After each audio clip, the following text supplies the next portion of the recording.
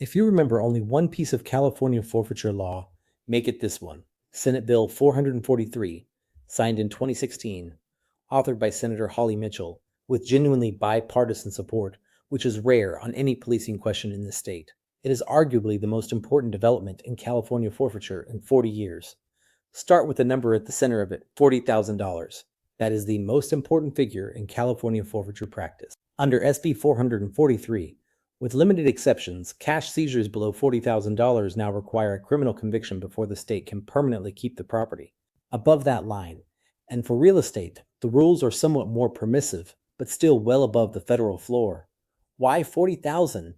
It is a compromise. Below that line, the legislature reasoned, you are mostly looking at ordinary people, ordinary traffic stops, ordinary seizures, and ordinary people should not lose their property without being convicted of a crime. Above that line, you start to enter the territory of organized criminal enterprise, where the legislature was less willing to tie law enforcement's hands. You can argue about whether 40,000 is the right line.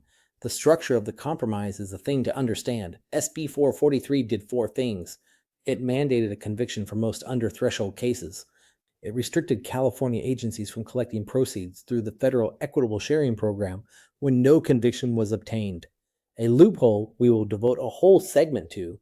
It tied the state's procedural protections directly to the financial incentive that drives agency behavior, which was a genuinely sophisticated piece of policy design, and it strengthened reporting and oversight.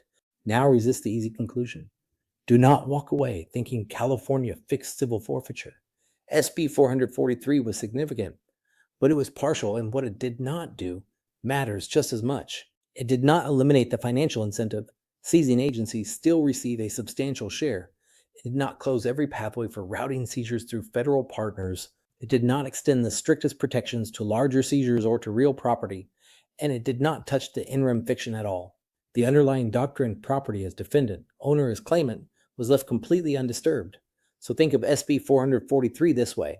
It is a layer of procedural and financial restrictions sitting on top of a doctrine the legislature chose not to rewrite.